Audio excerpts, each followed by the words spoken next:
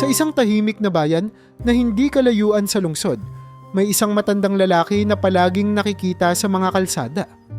Ang pangalan niya ay Johnny. Sa unang tingin pa lamang, kapansin-pansin na ang kanyang itsura, gusgusin at tila hindi nalabhan ang suot na lumang damit. Ang kulay ng kanyang polo ay kupas na, may mga bahid ng dumi at ang kanyang pantalon ay may punit sa laylayan. Ang kanyang sapatos, kung maaari pa itong tawaging sapatos, ay halos wala ng solya at mukhang ilang dekada nang hindi napalitan. Walang gustong lumapit kay Johnny, hindi dahil sa may ginawa siyang masama, kundi dahil sa kanyang kakaibang kilos at anyo. Palagi siyang yumuyuko habang naglalakad. Hawak ang isang sira-sirang bag na walang nakakaalam kung anong laman. Kung minsan, may sinasabi siyang hindi maintindihan, parang bulong na tila usapan sa sarili. Dahil dito, iniisip ng mga tao sa bayan na baka siya ay baliw o palaboy na walang maayos na tirahan. Kaya kahit makita siya ng madalas, karamihan ay iiwas na lamang o tatawid sa kabilang kalsada. Madalas makita si Johnny sa parke. Lagi siyang nakaupo sa parehong bangko sa lilim ng isang matandang puno ng akasya. Dito siya nagmamasid sa mga tao, mga pamilyang naglalakad, mga bata na naglalaro, at mga nagtitinda ng pagkain. Sa kabila ng kanyang kalagayan, hindi siya humihingi ng kahit ano. Tahimik lamang siyang nanonood, tila iniisip ang hindi maabot ng iba. Wala rin siyang sinasabing anuman sa mga nagdaraan. Kung minsan ay makikita siyang nakatitig sa mga ibon, para bang may iniisip na hindi mahulaan ng sinuman. Sa kabila ng kanyang pananahimik, hindi siya nakaligtas sa mga chismis ng mga tao. Sa bawat kanto ng bayan, usap-usapan si Johnny. May nagsasabing dating mayaman siya pero nawala ang lahat dahil sa sugal. Ang iba naman ay nagsasabing iniwan siya ng kanyang pamilya at tuluyang naghirap. May ilan pa ngang naniniwalang siya ay isang magnanakaw na tumatakas mula sa batas. Ngunit walang makapagpatunay sa alinman sa mga haka-hakang ito. Sa totoo lang, wala ni isa ang tunay na nakakakilala sa kanya. Sa kabila ng lahat ng ito, hindi natinag si Johnny. Tahimik lang siyang nagpatuloy sa kanyang araw-araw na gawain. Hindi siya gumaganti ng masama sa mga pangungutya at hindi rin siya nagpipilit na linisin ang kanyang pangalan. Para bang walang halaga sa kanya ang sinasabi ng mga tao. Ang mga titig niya, bagamat malalim at puno ng misteryo, ay hindi nagpapakita ng galit o sama ng loob. Bagkus, tila ba mayroong lihim na nakatago sa likod ng kanyang katahimikan? Isang kwentong hindi pa handang ibahagi. Sa bawat araw na dumadaan, nagiging bahagi na ng tanawin ng bayan si Johnny. Isa siyang paalala ng kakaibang kwento na hindi basta-basta nabubunyag. Isang figura na puno ng misteryo na nagtutulak sa bawat isa na magtanong. Sino nga ba siya? Ngunit hanggang ngayon, wala pang may lakas ng loob na alamin ang sagot. Isang araw na puno ng sikat ng araw at amoy ng bagong lutong tinapay mula sa mga panaderya sa bayan, may hindi pangkaraniwang nangyari. Nakita ng mga tao si Johnny na lumakad papunta sa pinakasikat at pinakamahal na coffee shop sa lugar. Ito ang lugar na madalas puntahan ng mga kilalang negosyante, mayayamang pamilya at kabataan na mahilig sa sosyal na inuman ng kape. Ang pangalan ng coffee shop ay Casa Aroma, isang lugar na laging puno ng tao at ng matamis na halimuyak ng espresso. Nakatayo sa harapan ng shop si Johnny. Hawak ang kanyang sira-sirang bag. Ang suot niyang lumang polo at punit na pantalon ay tila isang kakaibang tanawin sa gitna ng marangyang kapaligiran ng Casa Aroma. Agad na napatingin sa kanya ang mga tao sa loob at labas ng coffee shop. Ang ilan ay nagbulungan, ang iba na may napahinto sa kanilang ginagawa upang panoorin siya. Hindi nagtagal, binuksan ni Johnny ang pinto at pumasok. Sa loob, ang lahat ng mata ay nakatuon sa kanya. Naglakad siya patungo sa counter habang ang mga empleyado at customer ay napako sa kanilang mga upuan, pinipigilan ng pagtawa. Nang makarating siya sa counter, ang cashier, isang babae na nasa kanyang maagang 20s, ay hindi makapigil na pagmasdan si Johnny mula ulo hanggang paa. Sa halip na tanungin kung ano ang order niya, simpleng tumalikod ang cashier. Nagkunwaring may inaayos at hindi na siya pinansin. Sa likod ng cashier, maririnig ang mahina ngunit malinaw na pagtawa ng ilang empleyado. Isang grupo ng mga kabataan na nakaupo malapit sa pinto ang nagsimulang magbulungan at magtawanan din. "Anong ginagawa ng ganyang itsura dito?" tanong ng isa sa kanila. "Siguro gusto lang magpainit dito, walang pambilihan ng kahit ano." Sagot ng isa pa, sinabayan ng mas malakas na tawa. Sa kabila ng lahat ng yon, nanatili si Johnny na nakatayo, tahimik at hindi nagpapakita ng galit o kahihiyan. Sa puntong iyon, lumapit ang isang batang waiter na may hawak na tray ng tubig. Ang pangalan niya ay Kaloy, isang high school student na nagtatrabaho bilang part-timer tuwing weekend. "Sir, gusto niyo po ba ng tubig o kape?" tanong ni Kaloy nang may magalang na ngiti habang inaabot ang isang baso ng tubig. Tinignan ni Johnny si Kaloy, ngumiti ng bahagya, ngunit umiling lamang at hindi tinanggap ang inaalok. Walang sinabi si Johnny, ngunit tila sapat na ang kanyang tingin upang iparating na hindi siya interesado. Sa halip, tahimik siyang umikot at nagsimulang lumakad palabas ng coffee shop. Pagkalabas ni Johnny, mas lalong uminit ang bulungan sa loob. Ang ilan ay nagsabing wala siyang kwenta, habang ang iba ay nagtanong kung ano nga ba ang pumasok sa isip ng matanda at pumasok pa siya sa lugar na iyon. "Siguro nasiraan na talaga yan ng bait," sabi ng isang lalaking nakasuot ng corporate attire. "Oo nga, sino bang matinong tao ang pupunta dito na ganyan ang itsura?" sagot ng kasama niya. Sa labas, nakita si Johnny na dahan-dahang naglalakad pabalik sa parke. Ang kanyang mga hakbang ay mabagal ngunit matibay. Parang walang anuman sa nangyari ang nakaapekto sa kanya. Hindi siya nagmamadali, hindi siya tumingin pabalik, at higit sa lahat, tila wala siyang pakialam sa mga tao at kanilang mga opinyon. Ang pangyayaring iyon ay mabilis na kumalat sa buong bayan. Sa mga susunod na araw, ang usap-usapan tungkol kay Johnny ay lalong tumindi. May ilan ang nagsabing lumalala na ang kanyang pagkabaliw, habang ang iba ay nagtaka kung saan niya nakuha ang lakas ng loob na pumasok sa Casa Aroma. Ang bawat isa ay may kanya-kanyang opinyon, ngunit isang bagay ang malinaw. Ang pangyayaring iyon ay nagdagdag lamang ng misteryo sa katauhan ni Johnny. Sa gilid ng isang abalang kalsada, naroon ang isang malaking gusali na may logo ng isang kilalang aviation company. Ang gusaling iyon ay puno ng mga empleyado na laging nagmamadali, nagdadala ng malalaking papel at abala sa kanilang trabaho. Isa sa kanila ay si Marco, isang binata sa kanyang kalagitnaang 20s, nakilala sa kanyang pagiging masipag at mabait. Bilang isang junior staff, madalas siyang makitang naglalakad papunta at pabalik sa opisina. Dala ang mga papeles at tumutulong sa kung anuman ang kailangan ng kanyang mga nakatataas. Araw-araw, tuwing tanghalian o pagkatapos ng trabaho, laging napapansin ni Marco ang isang matandang lalaki na nakaupo sa bangketa malapit sa opisina. Walang iba kundi si Johnny. Sa kanyang simpleng pananamit at gusgusing itsura, hindi na bago sa mga empleyado ng aviation company ang makakita kay Johnny doon. Ngunit tulad ng karamihan, madalas nilang iwasan ang matanda. Para sa kanila, isa lamang itong ordinaryong palaboy na walang kwenta. Isang tanghali, habang papunta si Marco sa isang malapit na tindahan para bumili ng merienda, napansin niyang si Johnny ay nakaupo sa ilalim ng araw, tila nauuhaw. Ang mga mata ng matanda ay nakapikit at hawak nito ang kanyang sira-sirang bag. Habang ang iba ay dumadaan lang sa tabi ni Johnny na parang hindi siya nakikita, biglang tumigil si Marco. "Kuya, teka lang po," sabi ni Marco. Sabay pasok sa tindahan upang bumili ng isang bote ng tubig. Lumapit siya kay Johnny at inabot ang malamig na inumin.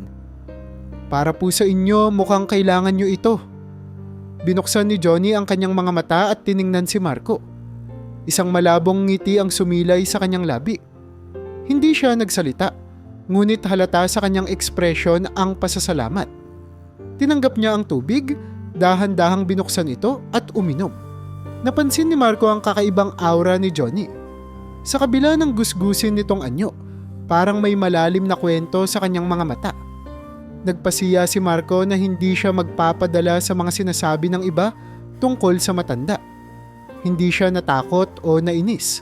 Sa halip ay nagkaroon siya ng interes. "Kuya, dito lang po ba kayo lagi?" tanong niya. Ngunit sa halip na sumagot, tumango lamang si Johnny at muling tumahimik. Mula noon, tuwing makikita ni Marco si Johnny sa labas ng opisina, hindi niya maiwasang mapansin ang matanda. Hindi siya nag-atubiling batiin ito at minsan pa nga ay dinadalhan ng simpleng pagkain o inumin. Bagamat hindi palakibo si Johnny, nagagawa niyang magbigay ng isang payak ng ngiti sa tuwing nakikita si Marco. Hindi nagtagal, napansin ng mga katrabaho ni Marco ang kanyang interaksyon kay Johnny. Isang araw, habang nagkukumpulan ng mga empleyado sa break room, napag-usapan nila ang binata. "Bakit ba ang bait mo sa matandang yun, Marco?" tanong ng isa. "Oo nga, mukhang wala namang maitutulong yun sa'yo. Sayang lang ang effort mo." Sabad ng isa pa, habang ang iba ay tumatawa. Ngunit hindi nagpatinag si Marco. Hindi natin alam ang pinagdadaanan niya. Siguro may dahilan kung bakit ganoon ang sitwasyon niya. Sagot niya. At kung may magagawa akong mabuti para kahit papaano'y makatulong, bakit hindi? Lalong pinagtawanan si Marco ng ilan sa kanyang mga katrabaho. Para sa kanila, isang sayang na oras ang pakikipag-usap sa isang tulad ni Johnny. Ngunit para kay Marco, may kakaibang bagay na nagtutulak sa kanya upang maintindihan ng matanda. Sa kabila ng lahat, nagpasya siyang huwag hayaan ang mga sinasabi ng iba na makaapekto sa kanyang pananaw. Habang patuloy ang mga araw, unti-unting naging bahagi ng routine ni Marco ang pag-abot ng simpleng tulong kay Johnny. Hindi niya inasahang makatatanggap siya ng malaking gantimpala o pagkilala. Ginawa niya iyon dahil iyon ang tama para sa kanya. Ngunit ang hindi alam ni Marco, ang simpleng kabutihang ipinakita niya kay Johnny ay magdadala ng pagbabago hindi lang sa kanyang buhay, kundi sa buhay ng lahat ng nasa paligid niya. Isang maagang umaga, ang mga empleyado ng isang prestihiyosong aviation company ay abala na sa kani-kanilang mga gawain. Ang gusali ng kumpanya, kilala sa pagbebenta ng mga mamahaling private jet, ay isang palatandaan ng yaman at karangyaan. Dito pumapasok ang mga kliyente na mayroong milyon-milyong dolyar na kayang gastusin para sa mga personalized na eroplano. Habang ang lobby ay puno ng mga kliyente at empleyado, biglang bumukas ang pintuan at pumasok ang isang pamilyar na figura. Nagulat ang lahat nang makita si Johnny. Suot ang kanyang luma at punit-punit na damit. Ang sirasirang bag na lagi niyang dala ay hawak pa rin niya. Ang kanyang pagpasok ay agad na nakakuha ng atensyon ng lahat ng nasa opisina. Ang mga bulungan ay mabilis na nagkalat. "Anong ginagawa niya rito?" bulong ng isang empleyado sa kanyang katabi. "Baka naligaw," sagot naman ng isa. "Hindi ba't siya yung matandang gusgusin na nakikita sa labas?" Dagdag pa ng isa, sabay tawa. Ngunit hindi natinag si Johnny. Diretso siyang lumapit sa front desk. Ang receptionist, isang babaeng naka-business attire at nakaayos ng maayos, ay napatingin sa kanya nang may halong gulat at pag-aalinlangan. Sandaling nanahimik ang paligid bago nagsalita si Johnny. "Gusto kong bumili ng private jet," wika niya ng may kalmadong boses, na tila ba normal lang ang kanyang sinasabi. Napakunot ang noo ng receptionist at narinig sa paligid ang mahihinang tawa ng ilang empleyado. Hindi agad nakapagsalita ang babae sa likod ng desk, ngunit matapos ang ilang segundo ay ngumiti ito ng pilit. "Pasensya na po, pero sigurado po ba kayo? Ang presyo po ng aming mga jet ay..." "Alam ko," sagot ni Johnny na hindi nagpatinag. Lalong lumakas ang tawanan sa paligid. Ang iba'y pasimpleng nagtuturo sa direksyon ng matanda, habang ang ilan ay diretsahang nagpapakita ng pangungutya. Siguro gusto niyang makita lang ang loob ng showroom. Biro ng isang empleyado. Wala namang ganyan kalaking pera ang palaboy na yan. Narinig ng manager ang kaguluhan at agad na lumapit. Si Mr. Delgado, isang mahigpit na tao na kilala sa pagiging maayos at organisado, ay napakunot ang noo nang makita si Johnny. Agad niyang inutusan ang receptionist. Tawagin si Marco. Siya na ang bahala sa bisita.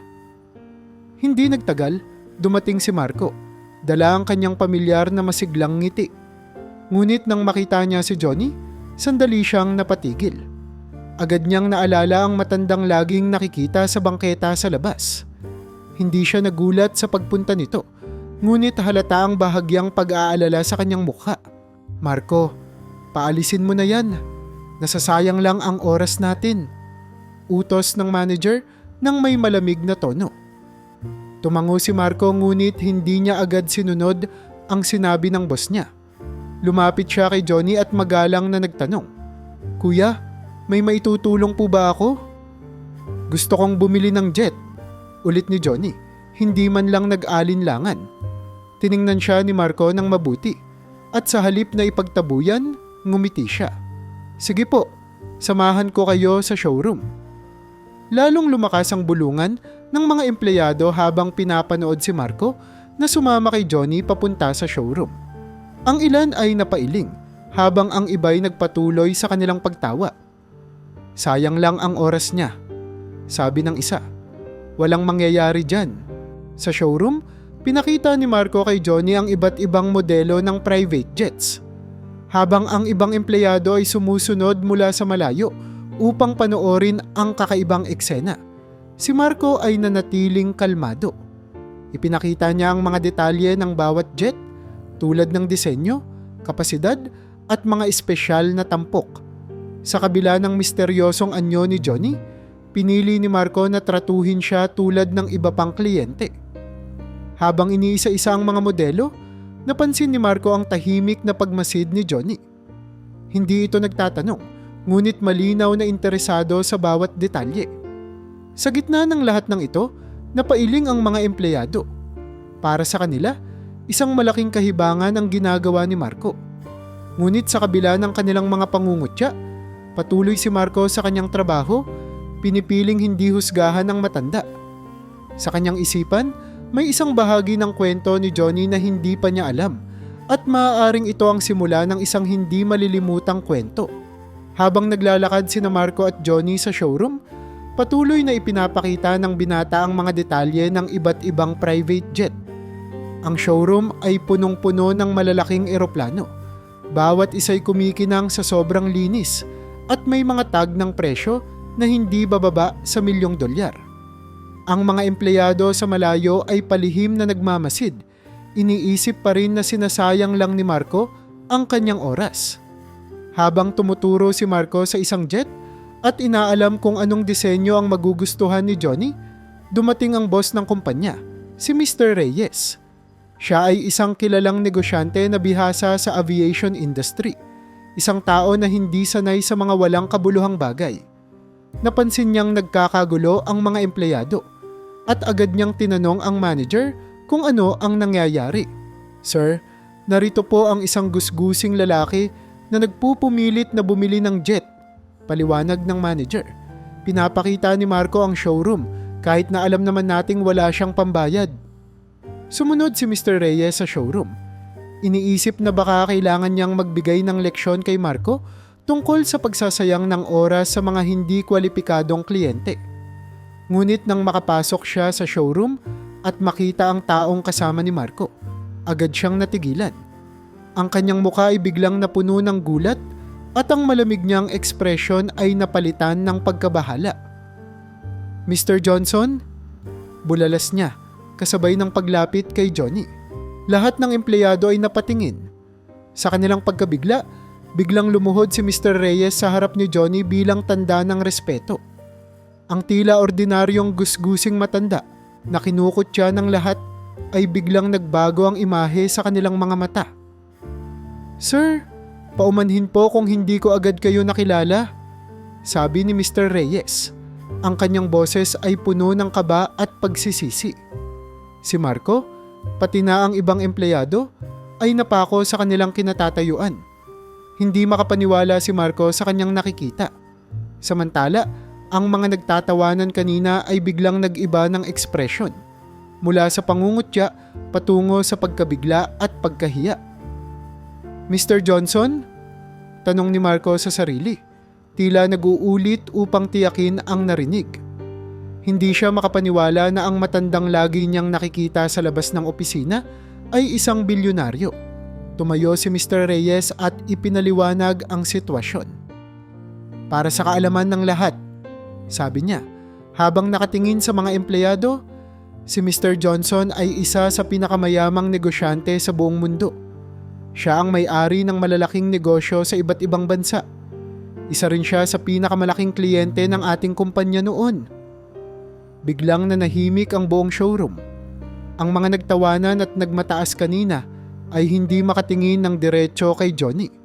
Sa kanilang isipan, tumatak ang kanilang ginawa, ang pagtawa, pagmamataas at pangungutya sa taong hindi nila inakalang higit pa sa kanilang inaasahan. Hindi nagsalita si Johnny sa gitna ng lahat ng ito.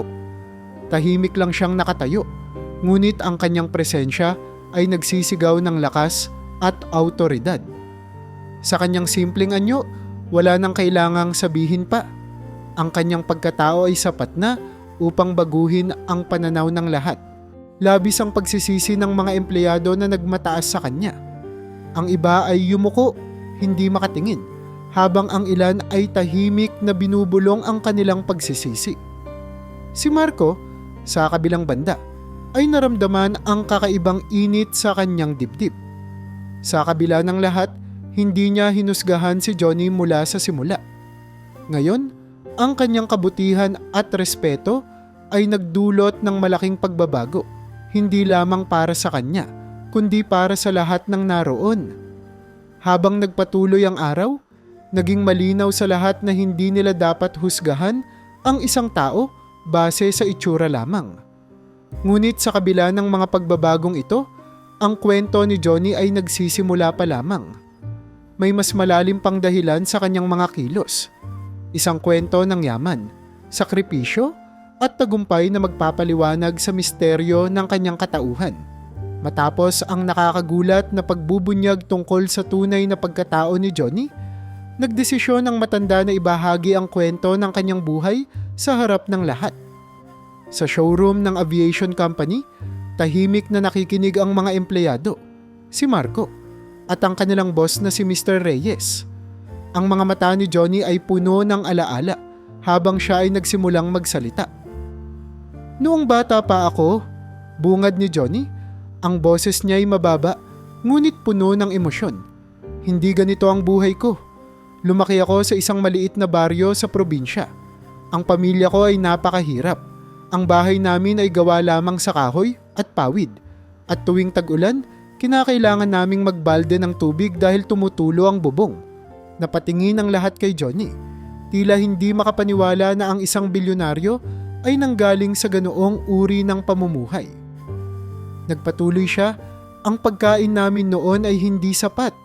Kadalasan, kanin lang at asin ang kinakain namin. Naranasan kong magutom ng sobra. May mga araw na kailangan naming pumila para makakuha ng libreng lugaw mula sa munisipyo." Nagpahinga ng kaunti si Johnny, tila inaalala ang sakit ng kanyang nakaraan. "Sa murang edad," patuloy niya, "natutunan ko ang halaga ng pagtitiyaga. Hindi ko hinayaang maging hadlang ang kahirapan para hindi ko maabot ang pangarap ko. Nagsimula ako sa pagtitinda ng gulay sa palengke. Tuwing madaling araw, naglalakad ako ng ilang kilometro para makapagtinda." Napansin ni Marco na sa kabila ng bigat ng kwento ni Johnny, may bahid ng pagmamalaki sa kanyang muka. "Dahil sa pagtitiyaga," ani ni Johnny, "unti-unti kong naipon ang aking kita.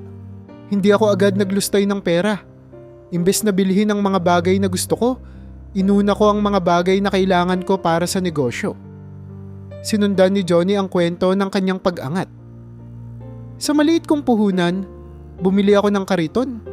Ginamit ko ito para maghatid ng gulay mula sa baryo papunta sa bayan. Unti-unti, naging kilala ako sa lugar namin bilang maaasahan at masipag. Nakilala ko ang isang mayamang negosyante na pumansin sa akin. Tinulungan niya akong palaguin ang aking negosyo. Nagpatuloy ito hanggang sa nakapagtayo ako ng sarili kong trucking company. Nagkaroon ng katahimikan sa silid habang nagpatuloy si Johnny. Ang negosyo ng transportasyon ang naging simula ng mas malaking tagumpay ko. Mula sa trucking, nag-invest ako sa shipping at logistics. At mula roon, pinalawak ko ang saklaw ng aking negosyo sa iba't ibang bansa. Ngunit sa kabila ng lahat ng tagumpay, binigyang diin ni Johnny ang kanyang simpleng pamumuhay. Kahit paunti-unti akong yumaman, sinikap kong manatiling simple. Hindi ko ginusto ang magarbong pamumuhay na nagpapakitang tao. Ang pera para sa akin ay hindi para ipagyabang, kundi para gamitin sa tamang paraan. Kaya't kahit na bilyonaryo na ako, pinili kong mamuhay sa paraan na hindi nakakaakit ng pansin. Habang nagsasalita si Johnny, kitang-kita sa mga mukha ng empleyado ang pagkamangha. Si Marco, sa kabilang banda, ay hindi lamang humanga kundi lalo pang naintriga sa kababaang loob ng matanda. Ang dating mga mata na puno ng panghuhusga kay Johnny ay napalitan ng respeto at pagsisisi. Matapos ang kwento ni Johnny, nagbigay siya ng huling mensahe. Ang tagumpay ay hindi nasusukat sa yaman o anyo. Ang tunay na yaman ay kung paano mo pinahahalagahan ang iyong pinagdaanan at paano mo ginagamit ang iyong tagumpay para makatulong sa iba. Sa sandaling iyon, nabago ang pananaw ng lahat tungkol kay Johnny. Ang gusgusing matandang kanilang minamaliit ay naging inspirasyon. Ngunit ang kwento niya ay hindi pa tapos. May mas malalim pang bahagi ng kanyang buhay na magpapakita ng bigat ng tagumpay at ang mga sakripisyong kaakibat nito. Matapos ibahagi ni Johnny ang kanyang kwento ng pag-angat mula sa kahirapan, nagsimula siyang magbukas tungkol sa pinakamahirap na bahagi ng kanyang buhay, ang pagkawala ng kanyang pamilya sa gitna ng tagumpay. Habang unti-unting umaasenso ang negosyo ko, simula ni Johnny, dumating ang isang panahon na naging abala ko sa trabaho. Sa sobrang pagtuon ko sa pagpapalago ng aking yaman, hindi ko napansin na nawawala na ako sa buhay ng aking pamilya. Tahimik na nakikinig ang lahat. Kitang-kita sa mga mata ni Johnny ang lungkot habang inaalala ang nakaraan. Ang misis ko, si Clara, at ang aming dalawang anak ay naging biktima ng aking ambisyon. Madalas akong wala sa bahay. Tuwing uuwi ako, tulog na sila. Sa umaga, bago pa sila magising, nasa biyahe na ako para sa negosyo. Isang malalim na buntong hininga ang pinakawalan niya bago magpatuloy. Ang misis ko, ilang beses akong kinausap. Sabi niya, kailangan namin ng oras bilang pamilya. Pero sinagot ko siya ng parehong linya. Ginagawa ko ito para sa inyo. Sa tingin ko noon, sapat na ang pera at tagumpay para mapunan ang lahat ng bagay. Ang kanyang boses ay tila napupuno ng pagsisisi habang nagkukwento. Isang araw, pag-uwi ko, wala na sila. Naiwan ang bahay na tahimik at may sulat sa lamesa. Sabi ng misis ko, hindi nila kailangan ng yaman kung kapalit nito ay ang pagkawala ko bilang asawa at ama. Napatigil si Johnny. Nagbigay daan sa bigat ng emosyon na pumuno sa kanyang mga salita. Sa panahong iyon, parang gumuho ang mundo ko. Kahit gaano karaming pera ang hawak ko, hindi ko na ibalik ang nawala sa akin. Ang karanasang iyon ang nagbago ng pananaw ni Johnny sa yaman at tagumpay. Doon ko natutunan na hindi lahat ng bagay ay nabibili ng pera. Ani niya, ang pera ay maaaring magbigay ng kaginhawaan, pero hindi nito mabubuo ang mga relasyong nasira. Kaya mula noon, sinimulan kong baguhin ang aking pamumuhay. Pinili ni Johnny ang maging simple, sa kabila ng pagiging bilyonaryo. Dahil sa simpleng pamumuhay, natutunan kong makita ang tunay na ugali ng mga tao sa paligid ko. Doon ko nalaman kung sino ang totoo at sino ang nandyan lang para sa yaman ko. Ngunit kahit na masakit ang mga nangyari, hindi nagtanim ng galit si Johnny sa mga nanakit o lumayo sa kanya. Hindi ko sila sinisi, wika niya. Alam kong kasalanan ko rin kung bakit nawala sila, pero hindi ko rin kinalimutan ang sakit na dulot nito. Ginamit ko yon bilang paalala na ang pera ay hindi dapat maging sentro ng buhay. Habang nagkukwento, ramdam ng lahat ang lalim ng pinagdaanan ni Johnny. Hindi na lang siya naging isang kwento ng tagumpay. Naging simbolo rin siya ng mga sakripisyong hindi dapat kalimutan. Ang kanyang pagkawala ng pamilya ay isang bahagi ng kanyang buhay na naghubog sa kanya upang maging isang tao na may mas malalim na pag-unawa sa kahulugan ng yaman at tagumpay. Ngayon, mas nauunawaan ng mga empleyado ang dahilan kung bakit pinili ni Johnny na mamuhay ng simple at malayo sa marangyang mundo. Ang misteryosong matandang kanilang inakalay, ordinaryo lamang, ay may mas malalim na kwento. At ang kanyang katahimikan ay puno ng mga aral mula sa mapait na nakaraan. Ang pagbubunyag ng tunay na pagkatao ni Johnny ay nagdulot ng malaking pagbabago sa opisina ng aviation company. Mula sa isang gusgusin at tahimik na matanda na halos walang pumapansin, biglang naging sentro siya ng atensyon at respeto ng lahat. Ang naging pinakakinatawan ng pagbabago ay si Marco, ang batang empleyado na mula simula pa lang ay nagpakita ng kabutihan kay Johnny. Ngunit hindi lahat ay natuwa sa nangyari. Ang assistant manager ng kumpanya na si Victor, isang taong kilala sa pagiging ambisyoso at mapagmataas, ay nagsimulang magtanim ng inggit kay Marco. Si Victor, na matagal nang nagtatrabaho sa kumpanya, ay hindi kailanman nakakuha ng espesyal na atensyon mula sa mga taong may mataas na posisyon, lalo na sa isang tulad ni Johnny. Bakit siya pa? Tanong ni Victor sa sarili habang tahimik na nanonood kay Marco na kaswal na nakikipag-usap kay Johnny.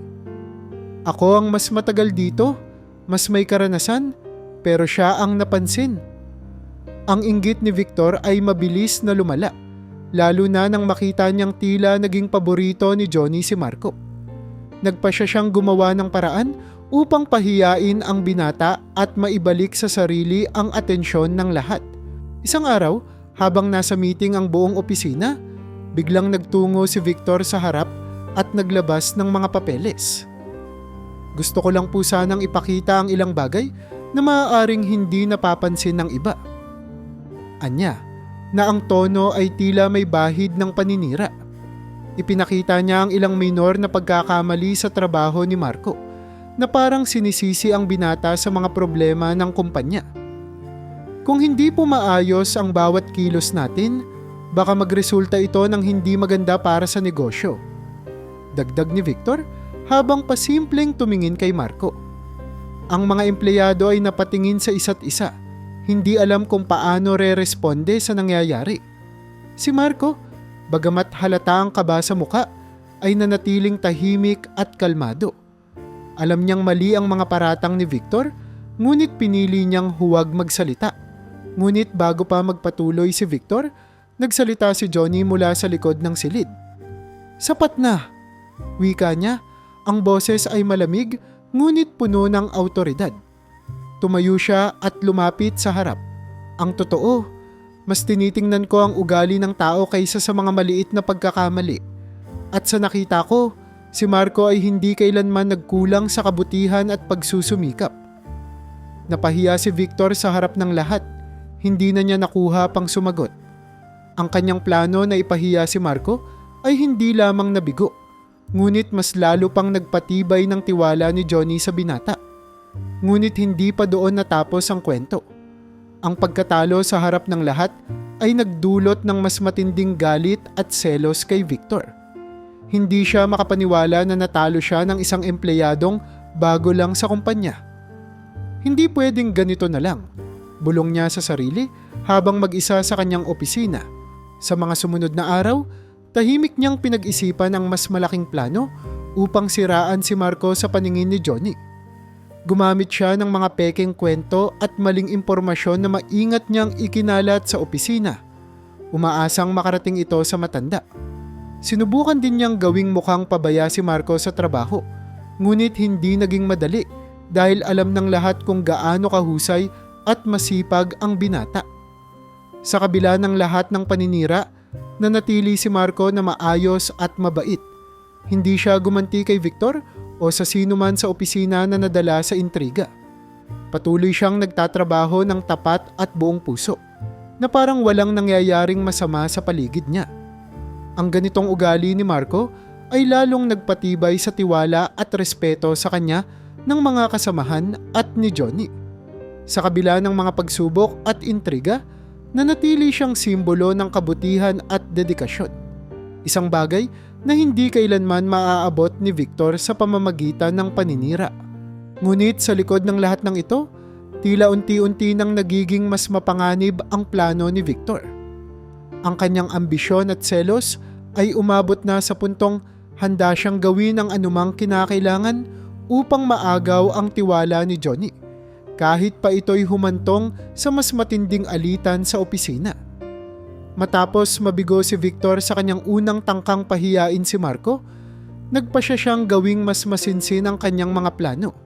Ang inggit na bumabalot sa kanyang puso ay tila naging puwersa upang gumawa ng mas malalim na paraan ng paninira. Hindi siya makakapayag na manatiling paborito si Marco sa mata ni Johnny. Nagsimula si Victor na magkalat ng maling impormasyon tungkol kay Marco. Pinagplanuhan niyang maigi ang bawat detalye upang magmukhang totoo ang kanyang mga sinasabi. Ikinuwento niya sa ilang empleyado na hindi raw talaga masipag si Marco, kundi mahusay lamang itong magpanggap. May ilan naman siyang binulungan na si Marco ay may lihim na intensyon sa pagiging malapit kay Johnny, na ginagamit lamang nito ang matanda para sa sariling ambisyon. Alam mo ba, kaya lang daw talaga nagtatrabaho si Marco ng mabuti ay para makakuha ng atensyon. Gusto niyang makuha ang posisyon ko. Sambit ni Victor sa isa niyang kasamahan. Talaga? Hindi halata. Sagot naman ng kanyang kausap, bahagyang nagdududa ngunit nakikinig. Ang ganitong mga bulong-bulungan ay mabilis na kumalat sa opisina. Ang ilan sa mga empleyado ay nagsimulang magduda kay Marco, habang ang iba naman ay nanatiling neutral. Pero ang mga nadala sa intriga ni Victor ay unti-unting umiwas kay Marco, dahilan upang maramdaman ng binata ang pagkakahiwalay niya sa ibang kasamahan. Hindi pa doon tumigil si Victor. Pinilit niyang kumbinsihin ang mga empleyado na huwag suportahan si Marco sa anumang paraan. Sa mga meeting, sinasadya niyang baliwalain ang mga ideya ng binata o kaya'y kontrahin ang mga ito upang magmukhang hindi maganda ang kontribusyon nito. Ang kanyang mga aksyon ay hindi lantaran, ngunit sapat upang magtanim ng duda sa iba.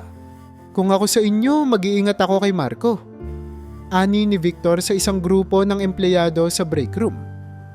Masyado siyang magaling sa harap ng mga boss, pero hindi niyo ba napapansin?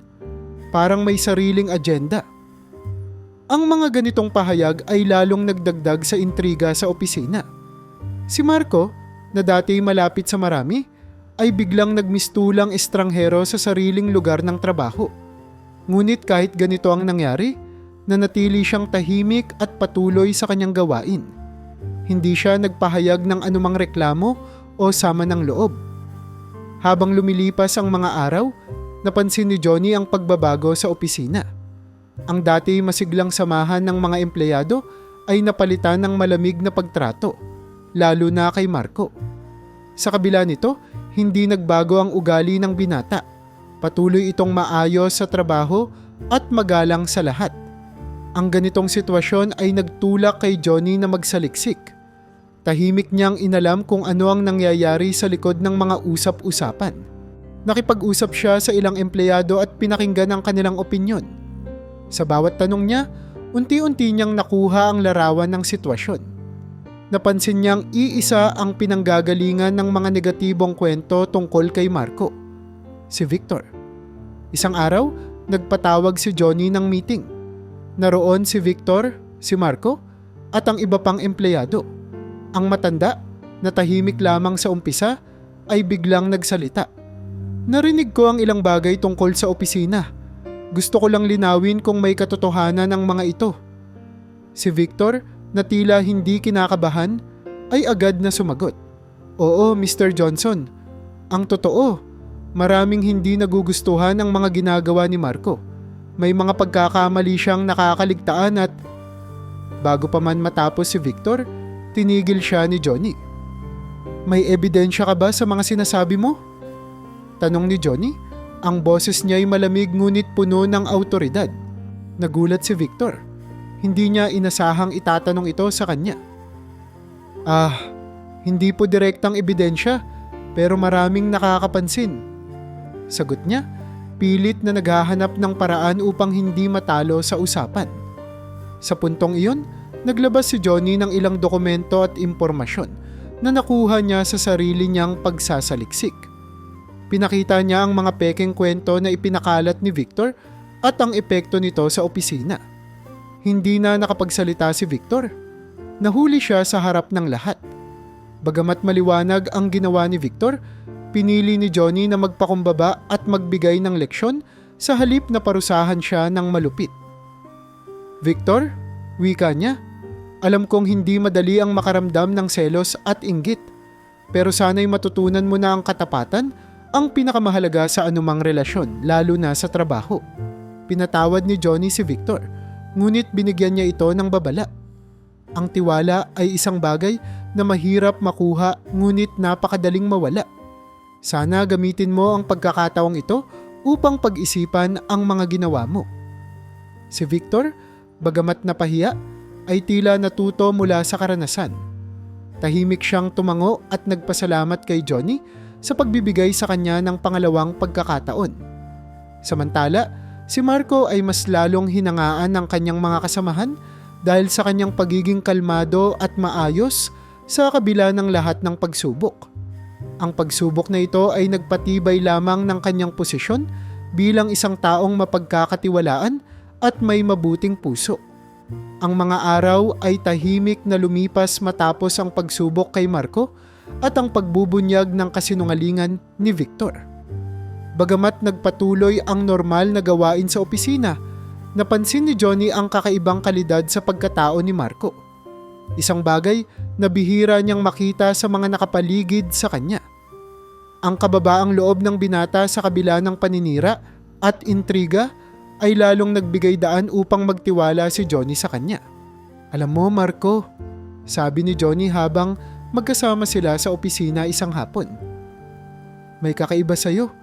Sa dami ng taong nakilala ko, bihira akong makakita ng isang tulad mo.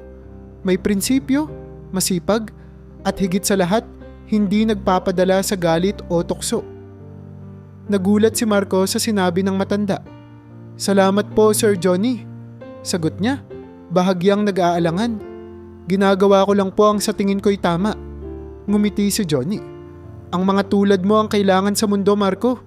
At dahil dyan, gusto kong tulungan ka. Nagulat si Marco. Tulungan po? Paano po? Tanong niya, ang muka'y puno ng pagkalito at bahagyang kaba. Kinabukasan, iniwan ni Johnny ang aviation company upang dumalo sa isang mahalagang pulong kasama ang ilan sa kanyang pinakamalalapit na business partner. Ngunit sa pagkakataong ito, isinama niya si Marco. Pagpasok nila sa isang eksklusibong boardroom, tumingin ang mga negosyante kay Marco na tila nagtatanong kung sino siya. Tumayo si Johnny at ipinakilala ang binata sa lahat. Ito si Marco, wika niya, na puno ng kumpiyansa.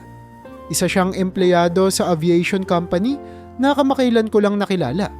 Pero masasabi kong siya ang isa sa pinakamapagkakatiwalaang tao na nakilala ko. Ang mga partner ni Johnny ay tila nagulat ngunit hindi nagtanong. Sa halip, tinanggap nila ang sinabi ng matanda dahil batid nilang bihira itong magbigay ng ganitong uri ng tiwala. Para kay Marco, isa itong napakalaking bagay. Hindi niya inasahan na magiging ganito kalaki ang tiwala sa kanya ng isang taong kasing tagumpay ni Johnny. Pagkatapos ng pulong, habang naglalakad sila palabas ng gusali, biglang nagsalita si Johnny. Marco, may isang bagay akong gustong pag-usapan natin. Sige po, sir. Sagot ni Marco na tila hindi alam ang sasabihin. Gusto kitang kunin bilang isa sa mga executive sa kumpanya ko, sabi ni Johnny. Diretso at walang paligoy-ligoy. Kailangan ko ng isang tulad mo sa negosyo. Isang taong hindi lang mahusay sa trabaho, kundi may mabuting puso. Natigilan si Marco. Hindi niya alam kung ano ang sasabihin. Sir Johnny, bakit po ako? Marami pong mas may karanasan kaysa sa akin. Ngumiti si Johnny. Totoo, marami ngang mas may karanasan. Pero ang tiwala at prinsipyo, hindi madaling makita. At sa lahat ng nakilala ko, ikaw ang nagpakita ng parehong bagay. Sa una, nag-alinlangan si Marco. Pakiramdam niya ay masyado pang maaga para sa kanya ang ganitong klaseng responsibilidad. Sir, hindi ko po alam kung kaya ko. Amin niya. Wala po akong karanasan sa ganitong posisyon. Pinatong ni Johnny ang kanyang kamay sa balikat ni Marco. Walang sino mang nagsimula bilang eksperto, Marco. Ang mahalaga, may tiwala ka sa sarili mo at may dedikasyon kang matuto. Ang mga salitang iyon ang tila nagbigay lakas kay Marco. Matapos ang ilang araw ng pag-iisip, nagdesisyon siyang tanggapin ang alok ni Johnny. Kung naniniwala po kayo sa akin, susubukan ko po. Sagot niya kay Johnny. Ang boses niya ay puno ng determinasyon. Sa mga sumunod na linggo, nagsimula si Marco sa kanyang bagong posisyon bilang isang executive. Hindi naging madali ang paglipat. Kinailangan niyang matutunan ang mas malalaking aspeto ng negosyo, mula sa pamamahala hanggang sa paggawa ng mga kritikal na desisyon. Ngunit sa bawat hakbang, nariyan si Johnny upang gabayan siya. Ang kanilang relasyon ay unti-unting lumago mula sa pagiging empleyado at employer patungo sa tunay na pagkakaibigan. Madalas silang nagkukwentuhan, hindi lamang tungkol sa negosyo, kundi pati na rin sa buhay. Ibinahagi ni Johnny kay Marco ang mga aral na natutunan niya mula sa kanyang karanasan, habang si Marco naman ay nagbigay ng sariwang pananaw sa mga desisyon ni Johnny. Ang tiwala at respeto nila sa isa't isa ay naging pundasyon ng mas malalim na ugnayan, na magdudulot ng magagandang bagay hindi lamang para sa kanila, kundi para sa lahat ng nasa paligid nila. Ngunit habang unti-unting gumaganda ang kanilang samahan, nalalapit ang isang bagong hamon na muling susubok sa kanilang pagkakaibigan at kakayahan. Ang aviation company, na dati ay isang ordinaryong negosyo lamang na may ilang kliyente at katamtamang reputasyon, ay nagkaroon ng malaking pagbabago mula nang pumasok si Johnny bilang mentor ni Marco. Ang dating simpleng operasyon nito ay unti-unting naging mas malawak, mas mahusay, at mas matagumpay. Sa tulong ni Johnny, nagsimula ang kumpanya sa isang bagong direksyon. Gumamit siya ng kanyang malawak na network ng mga koneksyon upang maipakilala ang kumpanya sa mas malalaking negosyo at mayayamang kliyente. Sa bawat meeting at negotiation, isinama niya si Marco upang mahasa ang kakayahan nito sa pakikipag-usap at pagdedesisyon. Marco, sabi ni Johnny isang gabi matapos ang isang matagumpay na presentation, ang susi sa tagumpay ay hindi lang ang produkto o serbisyo. Ito ay ang relasyon na binubuo mo sa mga tao. Tandaan mo yan. Habang natututo si Marco mula kay Johnny, unti-unti niyang nakuha ang tiwala ng mga business partner at kliyente. Ang kanyang kabaitan at dedikasyon ay nagdulot ng magagandang resulta, at ang kumpanya ay nagsimulang umangat sa industriya. Ang dating maliit na operasyon ay ngayon nakikipagkumpetensya na sa mga malalaking pangalan sa larangan ng aviation.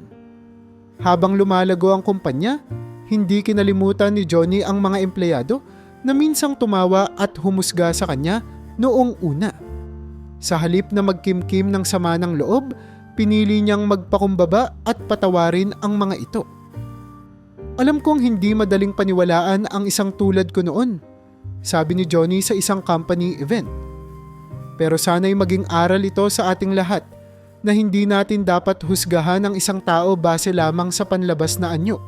Ang kanyang mga salita ay nagdulot ng pagninilay sa mga empleyado. Ang ilan sa kanila na dati nagtawa at nagmataas sa kanya ay humingi ng paumanhin. pinatawad silang lahat ni Johnny ng walang alinlangan na mas nagpatibay sa respeto ng lahat sa kanya. Samantala, si Marco ay naging inspirasyon sa buong opisina. Ang kanyang kabaitan, kasipagan, at determinasyon ay nagbigay ng bagong muka sa kumpanya.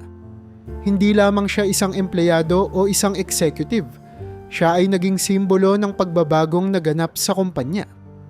Ang mga empleyado, mula sa pinakamababang posisyon hanggang sa pinakamataas, ay nagkaroon ng bagong pananaw sa trabaho dahil sa kanyang halimbawa.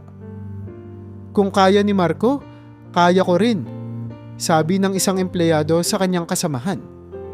Hindi tungkol sa posisyon o tagal dito. Ang mahalaga ay ang integridad at dedikasyon mo sa ginagawa mo. Ang ganitong pag-iisip ay unti-unting kumalat sa buong kumpanya. Ang mga empleyado ay naging mas masipag, mas tapat, at mas maayos sa kanilang trabaho. Ang epekto nito ay naramdaman hindi lamang sa kanilang pang-araw-araw na gawain, kundi pati na rin sa reputasyon ng kumpanya sa industriya.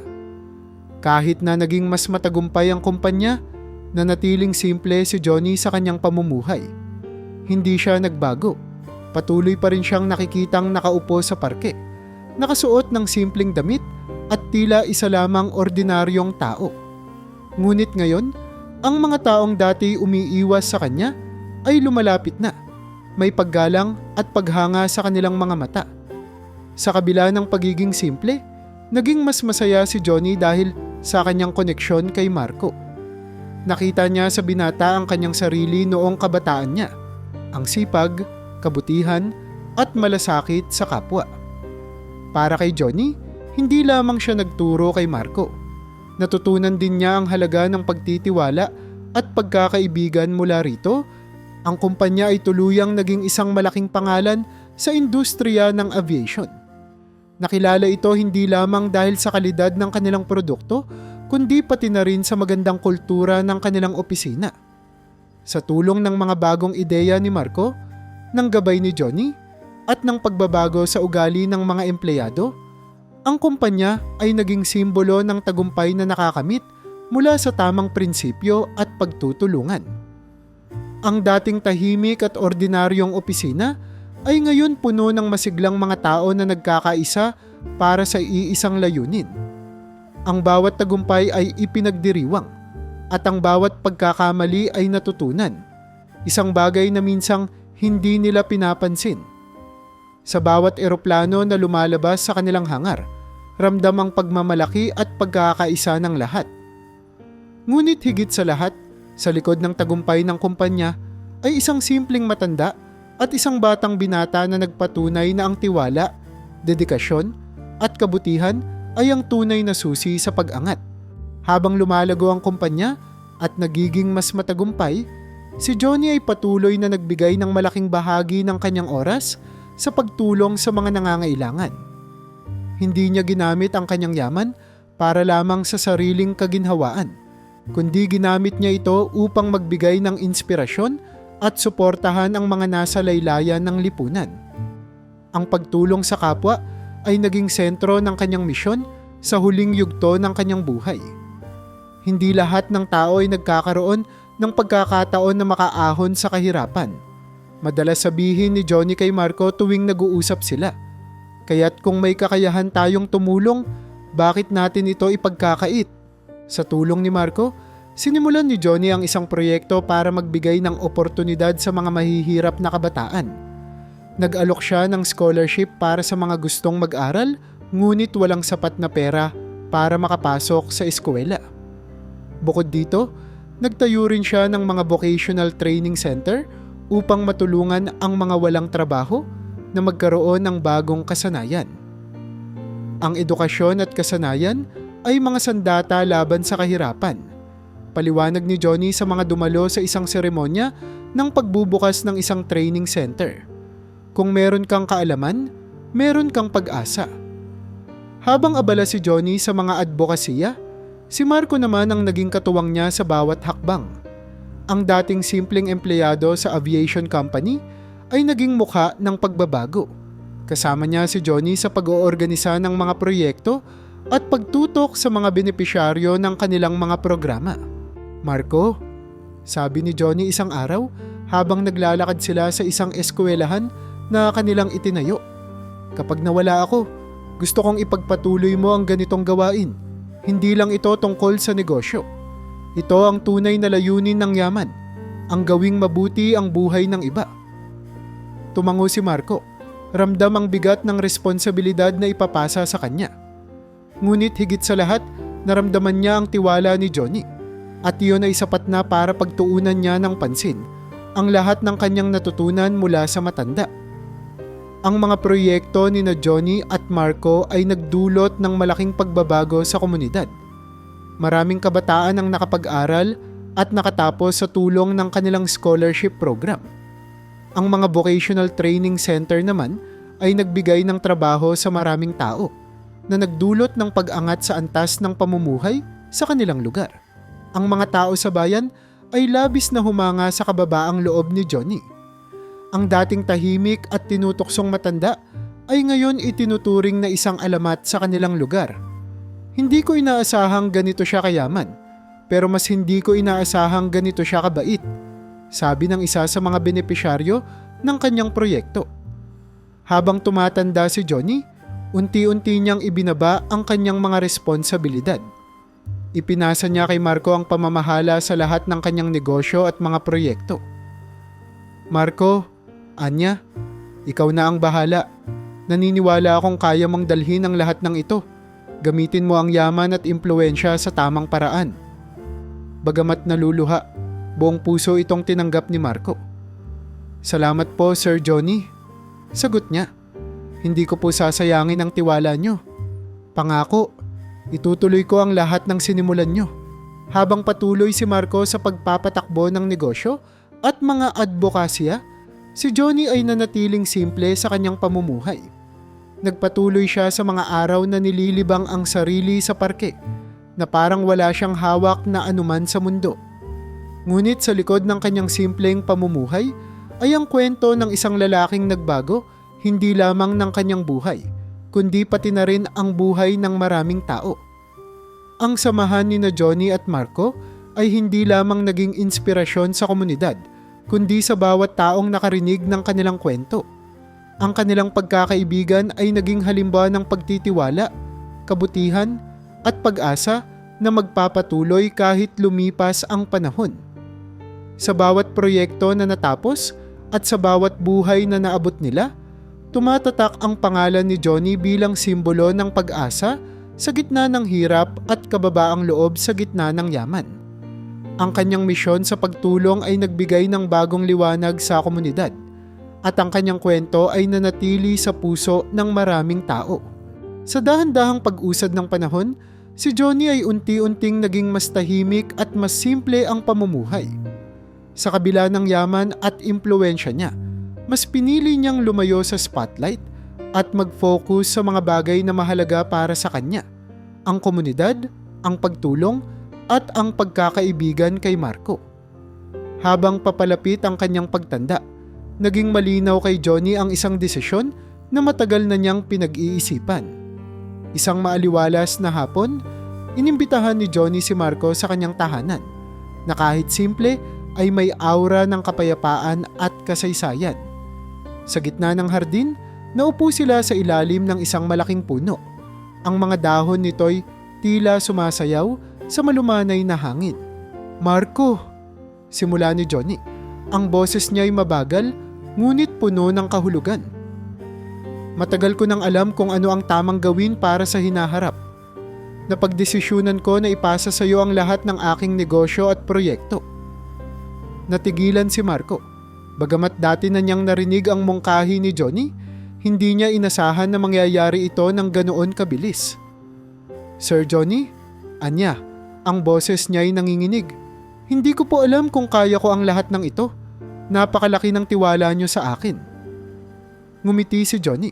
Marco, kung may isang tao akong alam na kayang ipagpatuloy ang lahat ng ito, ikaw iyon. Hindi mo kailangang maging perpekto. Ang kailangan mo lang ay ang puso at dedikasyon. At pareho mong taglay ang mga iyon. Ang desisyon ni Johnny ay nagdulot ng malaking pagbabago sa buhay ni Marco. Mula sa pagiging isang simpleng empleyado sa aviation company, siya na ngayon ang bagong tagapamahala ng lahat ng negosyo at proyekto ni Johnny. Ang bigat ng responsibilidad ay hindi madali, ngunit natutunan niyang gamitin ang mga aral na itinuro ni Johnny upang gabayan siya. Sa ilalim ng pamumuno ni Marco, nagpatuloy ang paglago ng mga negosyo. Ngunit higit pa rito, naging mas malawak ang sakop ng kanilang advokasya. Mas maraming eskwelahan at vocational centers ang naitayo. Mas maraming tao ang natulungan at mas naging matibay ang koneksyon nila sa komunidad. Kung hindi dahil kay Sir Johnny, madalas sabihin ni Marco sa mga tao, hindi ko magagawa ang lahat ng ito. Siya ang nagturo sa akin kung paano maging isang tunay na leader, hindi sa pamamagitan ng kapangyarihan, kundi sa pamamagitan ng kabutihan. Habang mas lumalago ang impluwensya ni Marco, si Johnny naman ay mas nanatili sa anino, mas piniling maging tahimik na tagamasid. Ngunit sa kanilang bayan, ang pangalan ni Johnny ay naging alamat. Kilala siya bilang isang mapagpakumbaba at mabuting tao na nagbigay ng lahat upang tulungan ang iba. Sa mga kalye ng bayan, ang mga tao ay madalas na nagkukwento tungkol sa kanya. Siya yung matandang gusgusin dati, hindi ba? Tanong ng isang bata sa kanyang ina. Oo, sagot ng babae. Pero sa likod ng kanyang simpleng anyo, siya pala ang pinakamabait at pinakamatulungin na tao sa bayan natin. Ang kwento ni Johnny ay nagpatuloy sa bawat sulok ng bayan. Isang kwento ng tagumpay na puno ng sakripisyo, kabutihan at kababaang loob. Natapos ang kwento sa masayang samahan ni na Johnny at Marco. Sa kabila ng kanilang mga naiibang karanasan at antas sa buhay, natagpuan nila ang tunay na pagkakaibigan at pagtutulungan. Ang kanilang kwento ay nagbigay inspirasyon hindi lamang sa kanilang bayan kundi sa lahat ng nakarinig ng kanilang mga pinagdaanan. Sa huli, si Johnny ay hindi na lamang isang pangalan. Siya ay naging simbolo ng pag-asa, ng hindi pagsuko, at ng paniniwala na ang kabutihan ay may kakayahang magbago ng buhay. Sa piling ni Marco, ang kanyang legasya ay patuloy na mabubuhay, isang ilaw na hindi kailanman maglalaho. Sa isang espesyal na okasyon na inorganisa ni Marco upang kilalanin ang kontribusyon ni Johnny, hindi napigilan ng binata na magbigay ng isang emosyonal na talumpati. Habang nakatayo siya sa harap ng maraming tao, iniabot niya ang mikropono.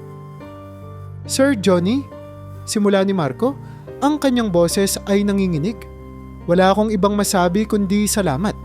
Salamat sa pagtitiwala niyo sa akin, sa mga aral na itinuro niyo, at sa pagkakataon na maging bahagi ng inyong kwento. Pangako ko, hindi ko sasayangin ang lahat ng ito. Sa harap ng mga tao, nagpalakpakan ng lahat habang si Johnny, na nakaupo sa gilid, ay tahimik lamang nang ngumiti. Ang mga mata niya ay puno ng pagmamalaki at kasiyahan.